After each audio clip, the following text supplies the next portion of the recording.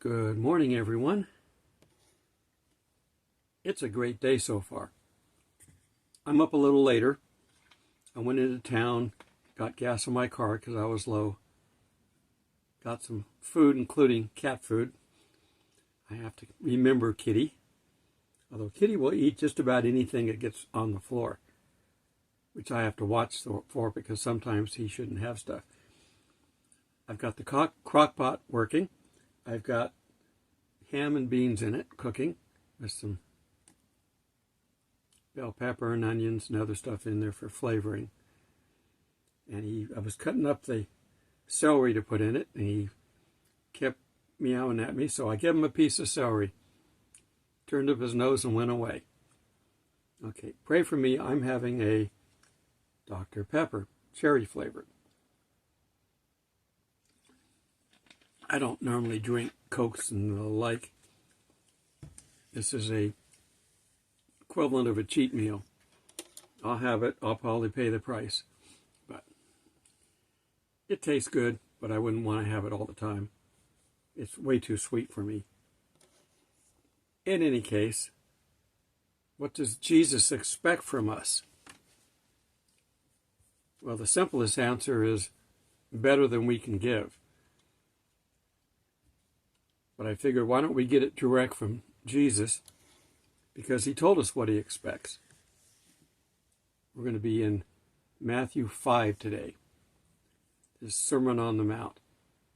He's got all those people out there looking on while he's talking and teaching. And we're just going to kind of be in the audience. That's why we have it all written down here so we can go over it. It was raining earlier today, but it looks like it's done for now. We might get some more tonight. There was I'm going to rabbit trails again.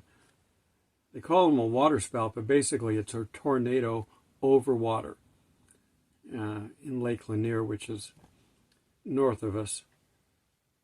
It's a ways away, so it wasn't a problem here.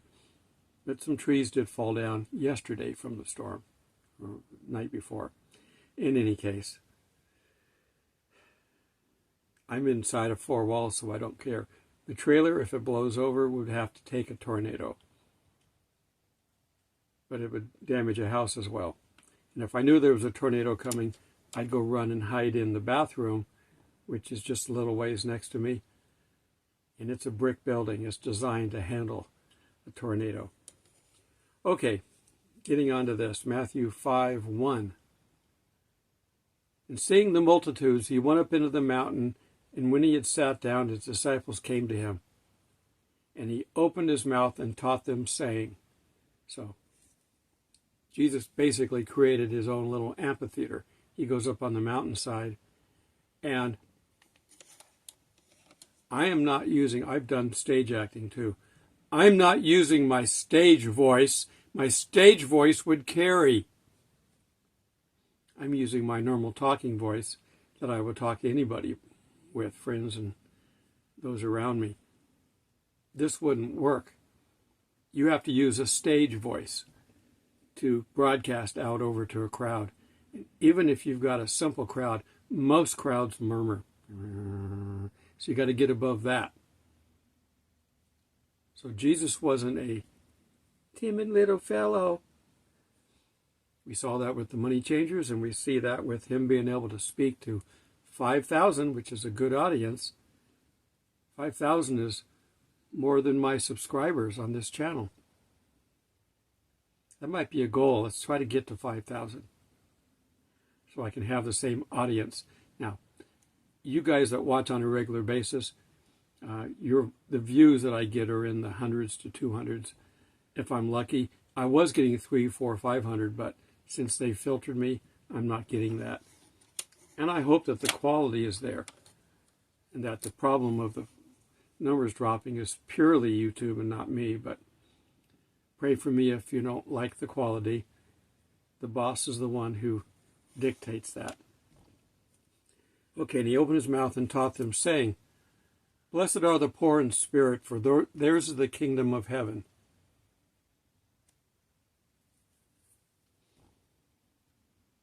people that aren't looking to, they're not narcissistic, they're not looking to take over. They just want to be a part of it. Theirs will be the kingdom of heaven. Blessed are they that mourn, for they shall be comforted. Are you in mourning? Ask God for help, and God can comfort you. Blessed are the meek, for they shall inherit the earth.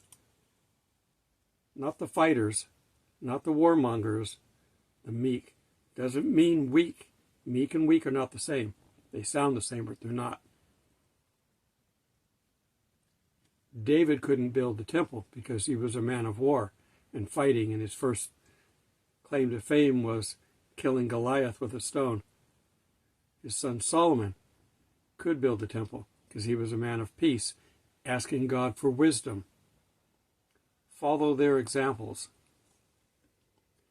Blessed are they that hunger and thirst after righteousness, for they shall be filled. Do you desire to do good, to be righteous with God? You will reach that satisfaction. Now, do you desire part of the world? You won't get it. Blessed are the merciful, for they shall obtain mercy. So many times we're told to give out what you want back. You know, some religions call it karma. We get individual statements that basically sum up the same thing. What goes around comes around. Judge not lest you be judged. So be careful how you do things unless you want it coming back to you. Blessed are the pure in heart, for they shall see God. Don't be thinking about bad things, sinful things. Think about godly things, and God will reveal himself to you. Blessed are the peacemakers, for they shall be called sons of God.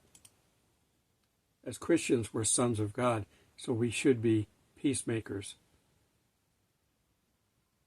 Got to pray for our enemies. We'll get to that. It's here later on in Matthew. Blessed are they that have been persecuted for righteousness' sake, for theirs is the kingdom of heaven. There's a lot of things in here that we're referencing. Inherit the kingdom, theirs is the kingdom. These are all things that would be things that we saw Jesus do. We want to have an example of what we can do to please Jesus. To be like him would be the best way to do that. In everything, including washing feet.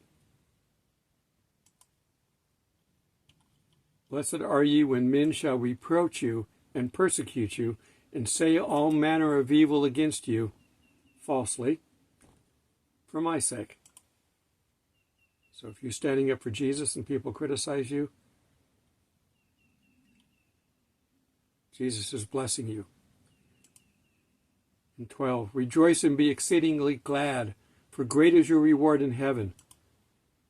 For so they persecuted the prophets that were before you. Persecuted, they killed them, locked them up, Jeremiah was in prison, the weeping prophet. Everybody was wrong at that time, and he was letting them know that, and they got tired of hearing it. So they locked him up. When the Babylonians came in and captured Judah, the lower part, Israel was already captured. When they captured Judah, they let him out of prison to take him back as a captive. But he got to wander around. You are the salt of the earth. Do I have salt here somewhere? Where is it? I do have it.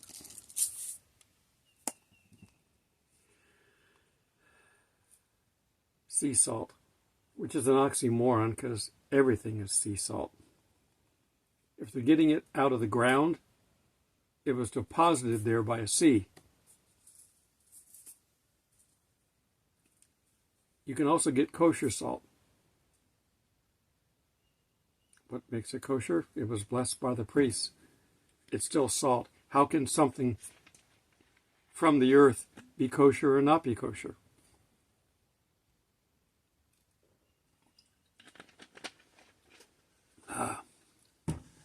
So you're the salt of the earth, but if the salt has lost its savor,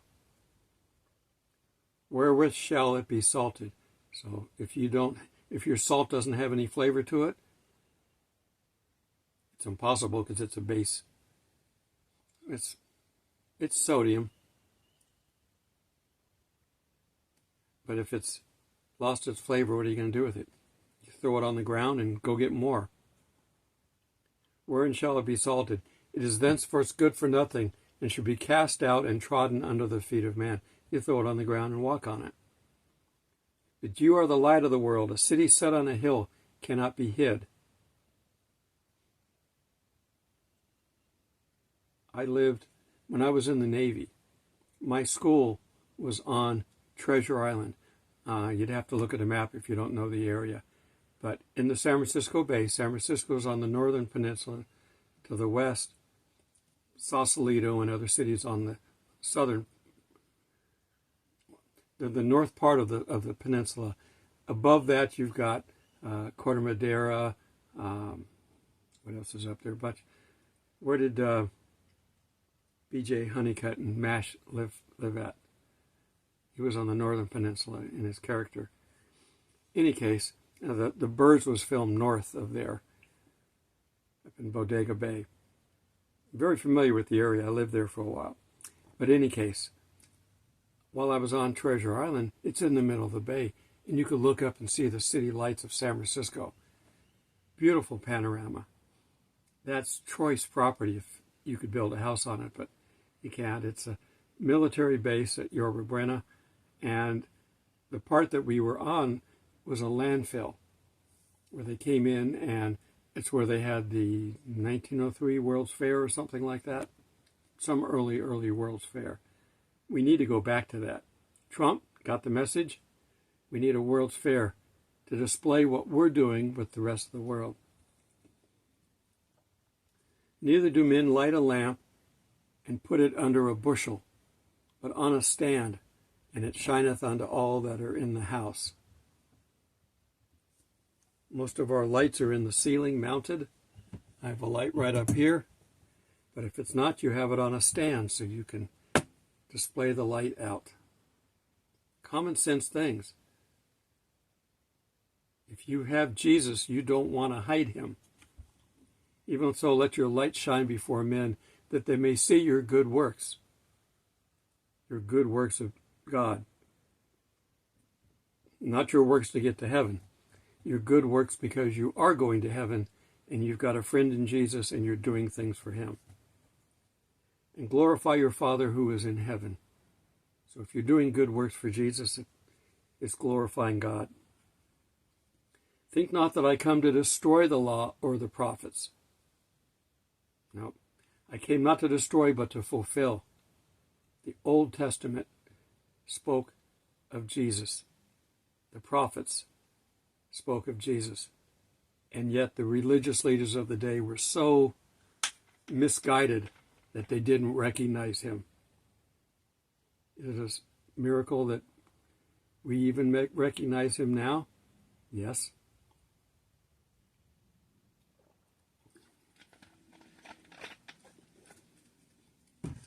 For verily I say unto you, whenever you see this, and it might say verily, verily, or whatever, for verily I say unto you, till heaven and earth pass away, one jot or one tittle shall in no ways pass away from the law, till all things are accomplished. So he didn't come to do away with the law, but to fulfill it. But the law is still in effect. We can't humanly fulfill it. It's impossible. That's why Jesus had to die. If we could have fulfilled it, he could have just taught us better, and we could have lived a sin-free life. But instead, we're a sin nature and can't. So Jesus died to take away the sins so that we can be united to God again. And we as Christians are. Whoever therefore shall break one of the least commandments and shall teach men so shall be called least in the kingdom of heaven. Okay, so you can still be in the kingdom of heaven and teach people wrong. We have teachers that try to teach the Bible wrong. We have Bible religions, which we may call cults, which have got it completely wrong. And they will be considered least in the kingdom of heaven, but they will get to go if their foundation is Jesus and his salvation.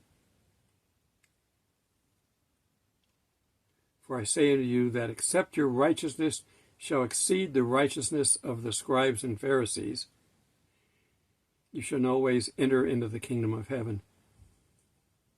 If you're not better than these religious leaders around me today, you're not going to get to heaven.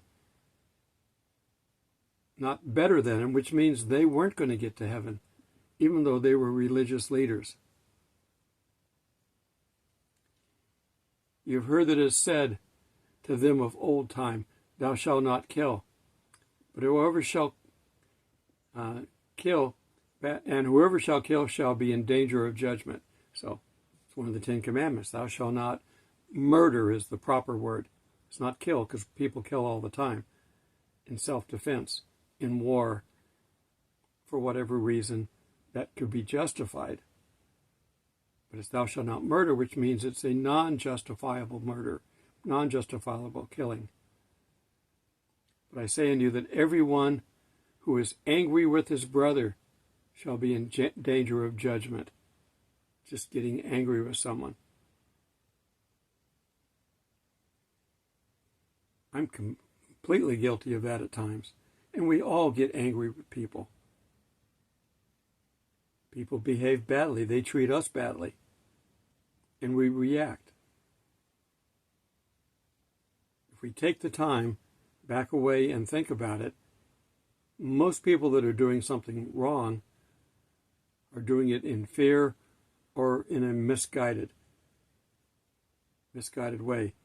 Like Jesus said, forget them, Father, for they know not what they do. He's being crucified and he's saying, forgive them. And whoever shall say to his brother, Raca, shall be in danger of counsel. And whoever shall say, thou fool, shall be in danger of hell of fire. So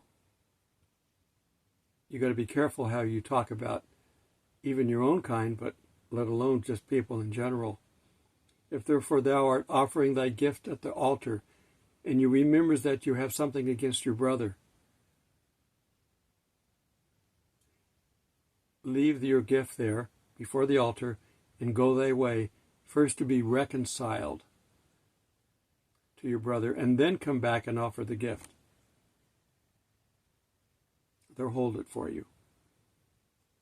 Agree with thy adversary quickly, while thou art with him in a way, lest haply the adversary deliver you to the judge, and the judge deliver you to the officer, and thou be cast into prison. We're told if somebody wants our cloak or our shirt, to give them the cloak too, or the shirt too, to give them more than what they ask. Everything belongs to God anyway. So if you give something away following God's rules, God will replace it. Or you don't need it. Another important verse, verily I say unto thee, whenever he says that, pay attention, thou shalt by no means come out thence till thou hast paid the last farthing. So if you end up not negotiating before you go for a judge, you have to pay the full price. You have heard that it is said, thou shalt not commit adultery, but I say unto you, everyone that looketh on a woman to lust after her has committed adultery with her already in his heart. Now, this was written towards men, but turn it around, it can go either way. Either way. And if thy right eye causes thee to stumble, pluck it out and cast it from thee. For it is profitable for thee that one of thy members should perish, than not the whole body. And if thy right hand causes thee to stumble, cut it off and cast it from thee. It's profitable that one of thy members should perish, and not the whole body go to hell. Now, these are examples that if we're forgiven and we're repentant and can stop whatever we're doing, then we don't have to worry about this. But if you've got a habit that you cannot get rid of, and you've prayed about it and you can't get rid of it, find some way to make sure you can't.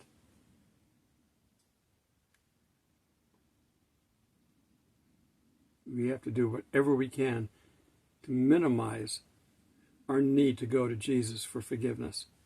We can't avoid it because we're all sinners, but we can minimize the amount of sinning we do. We should be getting better at it, not worse. The Spirit will guide us. It will help us to stay distracted if there's something tempting us. Now Satan loves to tempt us. So, if you look at the Lord's Prayer, keep me from the evil one. Keep Satan away from me. Now, if you're in the Spirit, you can tell Satan to flee, and he has to. But if you're not in the Spirit, you don't have any power over him. Only the Spirit has power over Satan. We individually as humans don't. 31. It was said also, whoever shall put away his wife, let him give her writing of a divorce. But I say to you that everyone that putteth away his wife, saving for the cause of fornication, maketh her an adulteress, and whoever shall marry her when she is put away committeth adultery. Some of this is harsh because it's become commonplace to get married multiple times.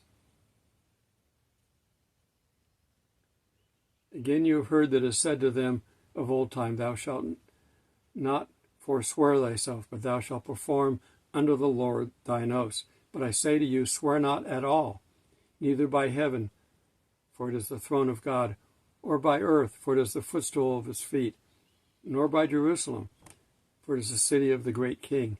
Neither shall you swear by thy head, for thou canst make one hair white or black. But let your speech say, yea, yea, and nay, nay.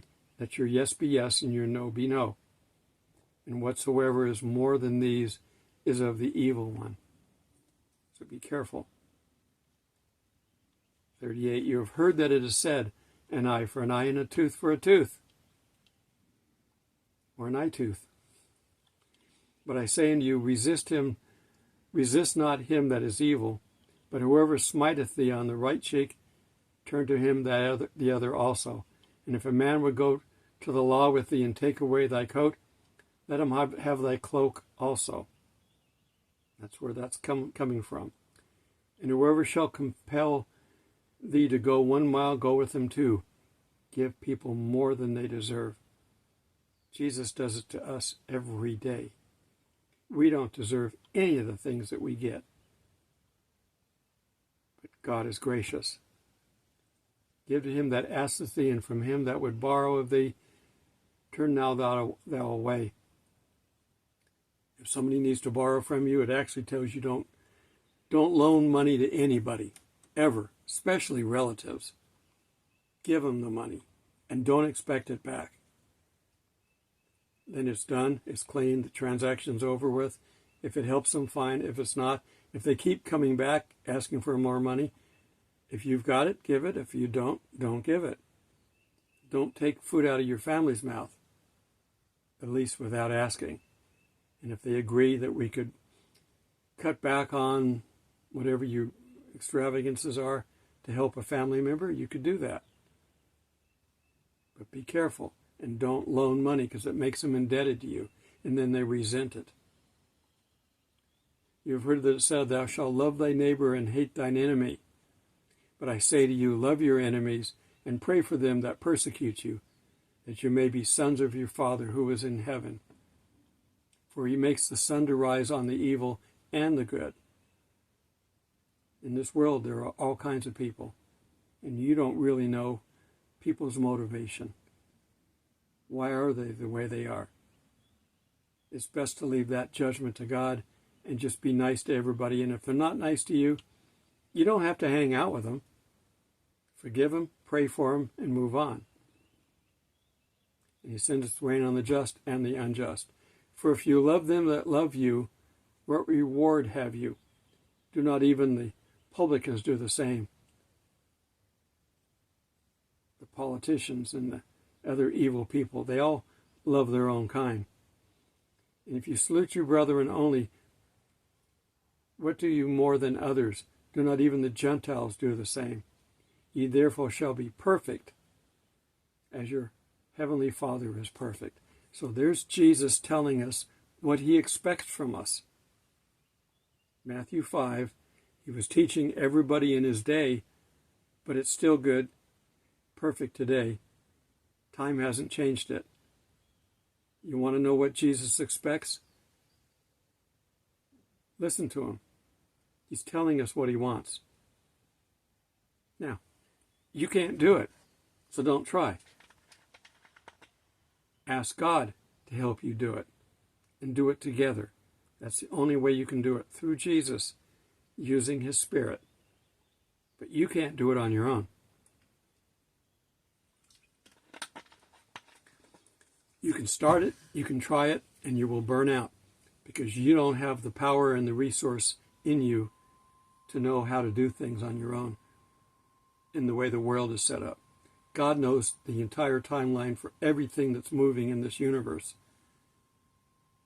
He knows how to make you be in the right place at the right time. So trust him. This is a loving Father asking to help us. If you don't know Christ, you don't have access to this. Ask Jesus to come into your heart. Ask him to forgive you, be repentant, and accept his free gift of salvation. Because that's what he did. We can't work our way to heaven. You can't be good enough. That doesn't mean you don't do good things, but you can't be good enough for God to get into heaven. Only Jesus, through his salvation, his gift to us, to pay the price for our sin, can get us into heaven. If you're quite happy with this world, you want to live it out and die at 80 or 100, whatever the current age people are living to be, and then that be it, and you go spend the rest of eternity away from God, if that's what you want, it's there. God won't force you. But he wants people that are seeking him. And if you're seeking God, he's right there.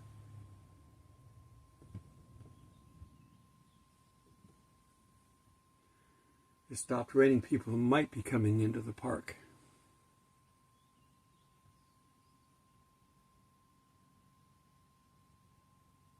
I'm going to go check on my crock pot and see how my food's cooking. I'm slaving away at the stove right now. It's just cooking away for me. Great invention. Be ready. We're all waiting. But do your job while you're here. You've got work to do. There are people that have not been saved yet, and you will meet some.